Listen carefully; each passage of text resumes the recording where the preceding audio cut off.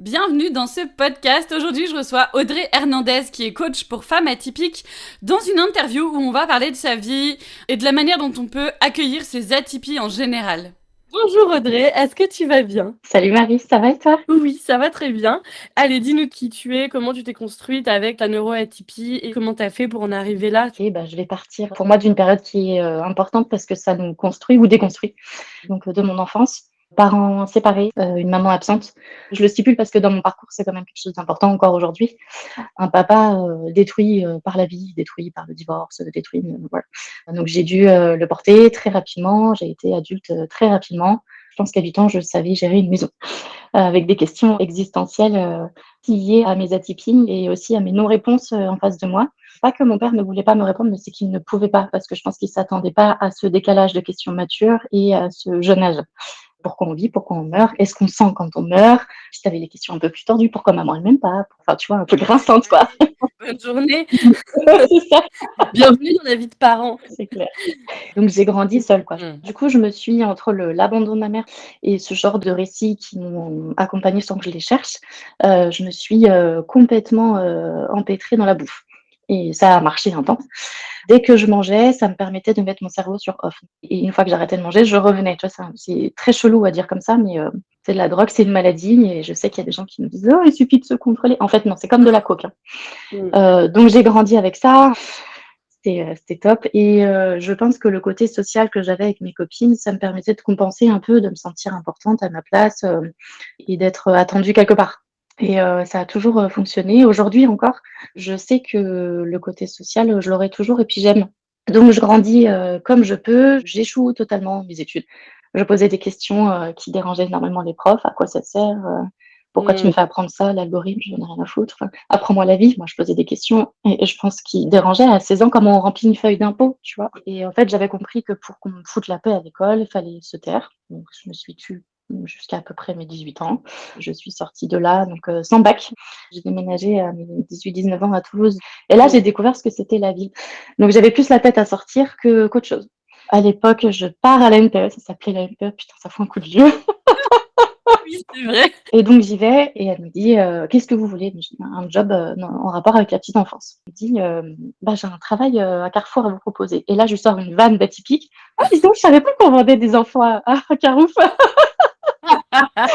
C'était une vieille de la vieille, je pense qu'elle était proche de la retraite, elle me regarde avec des billes comme os. Donc je vais à la mission locale et en fait ma vie pro commence. En 2 semaines, je trouve un job dans une crèche. Je tombe dans une crèche splendide avec une directrice. Vraiment, j'ai eu beaucoup de chance parce que c'est vraiment l'usine, hein, les grosses crèches. Moi, je tombe dans une toute petite crèche parentale. À la fin, la directrice me propose un CDI et même si je m'y sentais vraiment très bien, j'ai besoin de bouger. Donc je la remercie, je décline son offre et là, je pars au domicile des parents. Donc je deviens entre guillemets nounou de luxe. Tu vas chez eux, etc. Tu fais du 8-20 heures chez eux. Enfin, tu fais de partie de la famille, mais jamais partie de la famille. On te le redit bien, tout ça. Donc en fait, après, je tombe sur un parcours. Je fais valider toute mon expérience en VE. Donc c'était une certif garde d'enfants, assistante maternelle. C'était une double certif que je me révèle à me régaler, parce qu'en gros, si tu montes un support papier, donc tu écris vraiment comme un mémoire, je passe l'oral haut la main et en fait, du jour au lendemain, ça s'arrête. Redeuil, tu vois, un truc où je prends du plaisir. En gros, encore, ça s'arrête. Et en fait, j'ai ouvert la porte de l'intellectuel et que j'étais pas si bête que ça. Je suis une enfant bien traumatisée par l'école. Ouais.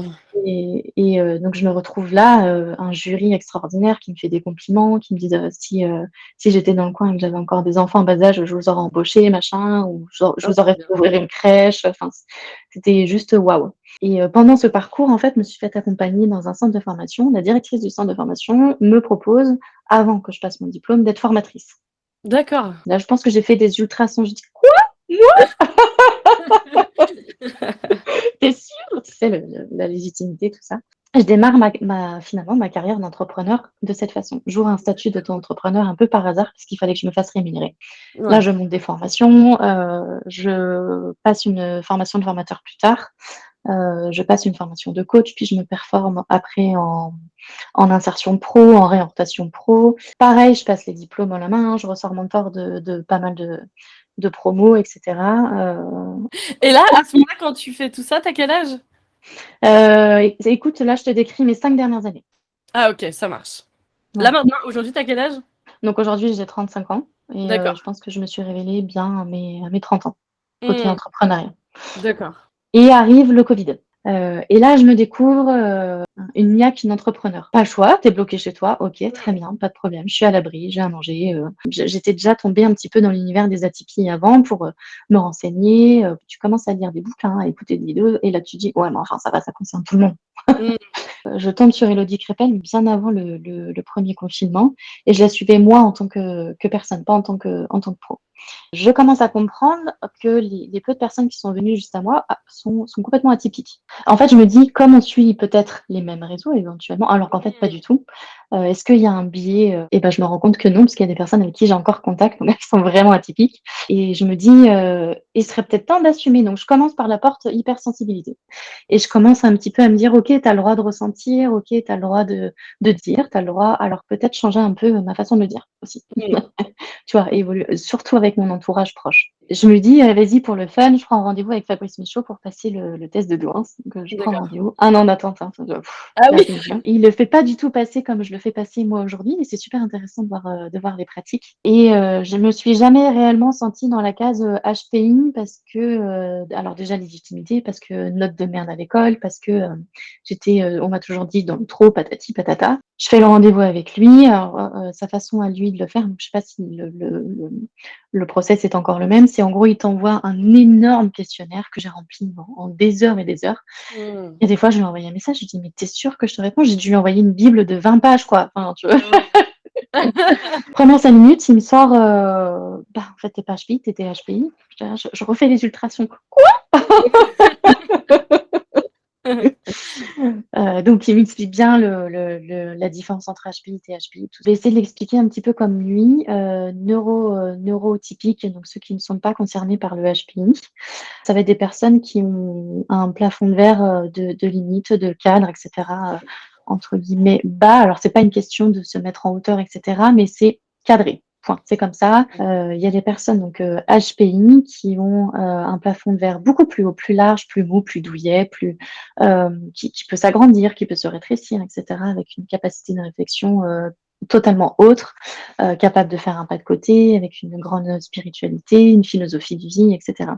Et le THPI, ça va être la personne no limite, pas de cadre, pas de plafond de verre, ça peut partir dans tous les sens, très loin, ne comprend pas que les autres ne partent pas avec eux dans tous les sens, qui remettent énormément les règles les règles en question, tout ce qui est école, tout ce qui est on te dit que c'est comme ça et puis pas autrement, mais on t'explique pas, etc. Moi, j'ai toujours été la chieuse entre guillemets. En fait, il y a pas de raison, il y a pas de sens, donc c'est non. Et donc en fait, il me sort ça, il me sort tu un petit peu de TSA, donc un petit peu beaucoup. Il me dit trouble du spectre autistique. C'est vraiment des un peu comme Sheldon, hein, besoin de repères, Hmm. besoin de Des mais pas les routines. mêmes repères. T'as l'impression que tout le monde fait pareil et tu découvres un jour, mais tard, hein, quand t'es adulte, que en fait non.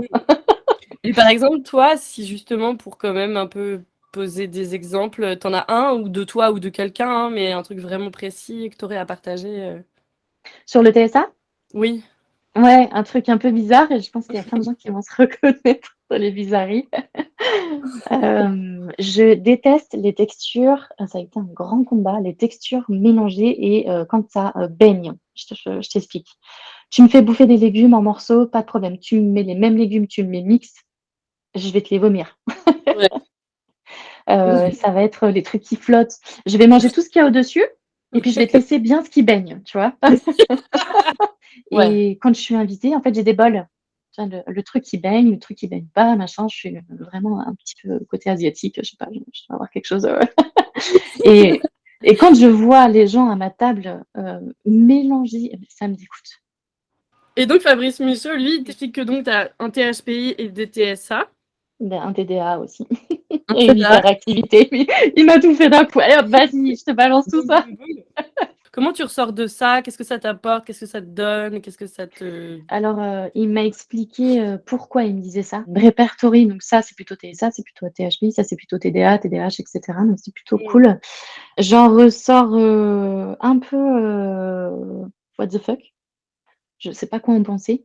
Mm. Un jour, on me dit t'es pourri, puis un jour, on me dit t'es surdoué. Je Mm. comprends pas, tu vois. Parce qu'en gros, il m'expliquait la personne THPI, très haut potentiel, elle arrive à se recentrer malgré tout ce qui peut se passer devant elle.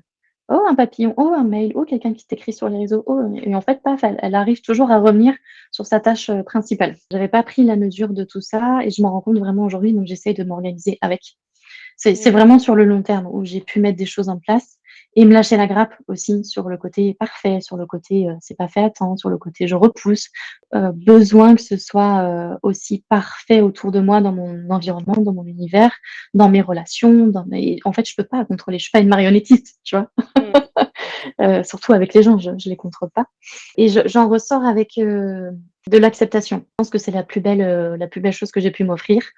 Et en me disant: «OK, prends-le en compte, n'en fais pas tout un plat non plus parce que ça n'excuse pas Mmh. tout» et de l'acceptation aussi que j'aime pousser les choses, que j'aime, foncer tête baissée, que je suis une Mmh. passionnée, que voilà, des choses comme ça.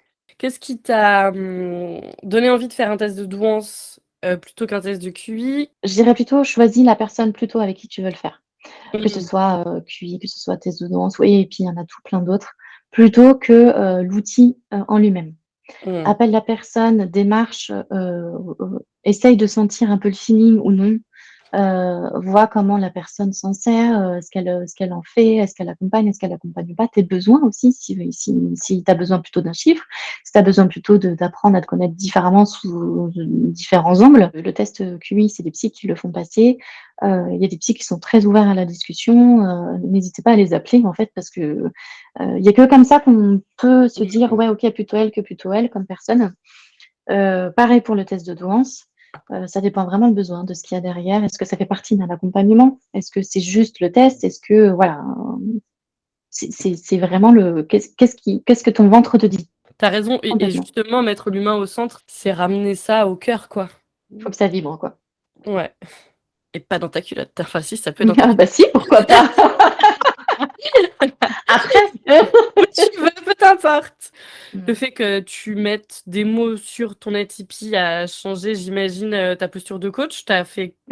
Tu t'es mise, voilà, en tant que coach pour atypiques?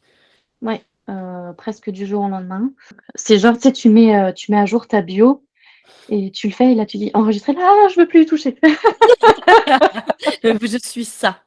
Ouais. Je mets pas forcément en avant mes propres atypies parce que je veux pas, que les gens, qui viennent à ma rencontre se sentent écrasés. Donc j'en parle pas très souvent. Mmh mh. Si on me pose la question avec grand plaisir, souvent c'est: «Mais pourquoi tu as fait ça?» En gros, bah, parce qu'en fait Mmh. je suis concernée et j'aurais aimé trouver des personnes, qui me comprennent, qui me jugent pas et qui m'accompagnent.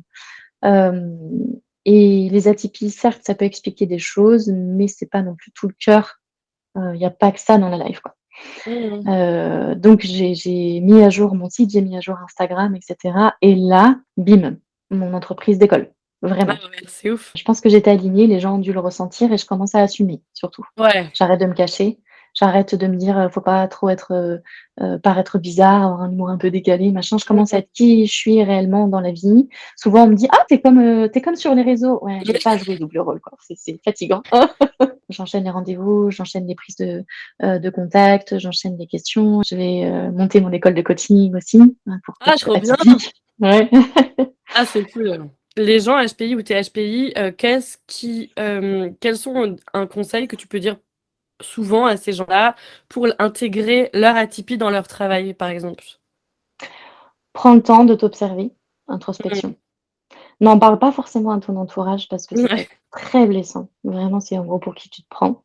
À partir du moment où tu commences à t'ouvrir au reste du monde, ça veut dire que tu t'es ouverte à l'intérieur de toi. Donc en gros, c'est Mmh. partie, exploration.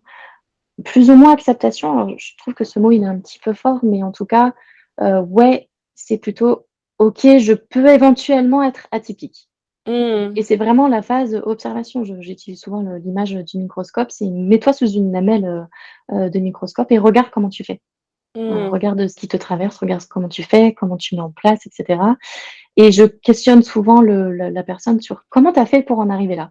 et en fait, elles ont mis tellement de trucs en place, elles s'en rendaient pas compte. Parce que Mmh. naturel, parce que pas le choix, parce que et en fait, je viens décrypter, je vais faire un pas de côté avec elles, je: «Tu as fait ça, tu as fait ça, tu as fait ça, pour faire ça, tu as fait ça, tu as fait ça» et en fait, Mmh. je viens déployer le bouquet et je leur montre déjà qu'elles peuvent être fières d'elles, tu vois? Mmh. En effet, ouais, tu as raison, se regarder sous un microscope et c'est aussi, hyper intéressant pour n'importe qui de le faire, mais en plus, quand tu peux avoir des difficultés à te comprendre ou à... Je trouve que parfois le TDA, ça peut amener à des espèces d'impression d'être dysfonctionnel. Alors, Bug dans la matrice. c'est ça, genre... Voilà. Et ça permet en effet de se rappeler que non, en fait, c'est pas un problème en soi, qu'on a déjà réussi à le résoudre et qu'on en a les capacités et tout. Donc c'est vrai que... Et se lâcher la grappe aussi par rapport au TDA ou à une hyperactivité, c'est que, en fait, c'est comme ça. C'est aussi voir à quel moment tu es vachement concentré, où tu peux faire plein de tâches. Parce qu'une personne atypique, si elle sait à quel moment de la journée elle est super active, en gros, elle peut se faire une journée en 3 heures, une journée de 10 heures. J'imagine que tu vois de séance en séance les gens changer. Ah ouais, voir le déploiement vraiment du premier au deuxième rendez-vous, en général, il y a déjà un énorme changement. Chose, quand elles arrivent au premier rendez-vous, c'est je suis là, je sais pas à quoi m'attendre, je viens de tout déposer. Et en fait, tu vois vraiment même le corps changer, les épaules plus fières, entre guillemets, elles respirent mieux et je vois vraiment la lumière dans les yeux très rapidement. Et Ah, ça, c'est trop magnifique. Ah ouais, grave. Et ça me fait penser à ça, je sais plus qui j'écoutais qui parlait de ça au niveau des hyperesthésies. Alors, ça pourrait faire penser un peu aussi au TSA parfois, le truc des textures, des trucs et des machins. Donc, tu peux avoir une hyperesthésie visuelle, donc c'est-à-dire ne pas supporter le truc autour de toi, ou les lumières, ou les écrans, ce genre de trucs. Mon fils, il a ça, par exemple. Du coup, il a capoté dans Space Mountain à Disney, il a fait un malaise et... Le pauvre. Tu apprends parfois dans la douleur. C'est clair. Et bref, ça peut être aussi sonore, ça peut être plein de choses. Et j'écoutais des gens dire oh là là, quand j'ai compris que en fait, j'étais pas obligée de porter un jean. Parce qu'en fait, j'ai porté des jeans parce que c'était le truc que tout le monde portait et tout le monde trouvait ça normal. Donc moi, je le faisais, mais je supportais pas être dans un jean. Et quand j'ai compris que j'avais le droit, en fait, maintenant, je porte que des leggings et je m'en bats les couilles. Ou les pulls en laine. C'est ce truc d'arrêter de vivre dans l'inconfort, en fait. Oui, exactement. Écoute, est-ce que tu aurais un dernier petit truc à partager Écoute, sur les atypies, j'ai envie de te dire, il n'est jamais trop tard. Il n'est jamais trop tard d'aller à la rencontre de soi, il n'est jamais trop tard d'aimer qui on est. Plus on a conscience, je pense, de qui on est, et plus on peut peut-être se détacher de certaines choses. Donc, il n'est jamais trop tard. C'était de toute beauté. Écoute, vraiment, je te donne un 10 sur 10 sur cette petite Comme au dîner presque parfait, tu sais. Alors, moi, je lui donne un 10 sur 10 pour la déco. Trop cool. Bon, bah, franchement, ton parcours, il est hyper inspirant. Et ce que je retiens vachement, c'est déjà qu'on peut faire plein de choses sans diplôme, sans son bac. Enfin, tu vois. Moi, il y a beaucoup de femmes qui viennent me voir, qui ont 40, 50, 60 ans et qui me disent oh, je m'intéresse seulement maintenant à des trucs que je kiffe, que je n'osais pas kiffer. Parce que ça peut être tout, hein. Ça peut être la magie pour mon cas. Ça peut être la sexualité. Enfin, tu vois, tous ces trucs qui sont un peu Tabou. et dont les neuroatypies. Enfin, le nombre de fois où on voit sur les réseaux même des trucs de genre, des petits mèmes, des trucs qui vont dire vous êtes sûr il est pas HPI, ah non, vous êtes sûr il est pas autiste, ah, vous êtes sûr il est pas con. Enfin, la petite phrase non, il est juste chiant. Exactement, non, il est juste très con ou des trucs comme ça. Enfin, c'est clair. Bon, et ben merci mille fois, c'était trop intéressant. Merci à toi, Marie. Et puis, je mets toutes ces petites informations dans les informations du dessous du podcast de Bidule des trucs. Okay. Et puis, au revoir tout le monde. Au revoir tout le monde. Bisous. Merci d'avoir écouté ce podcast. Tu peux retrouver Audrey Hernandez sur Instagram, sur son site internet également. Bonne journée.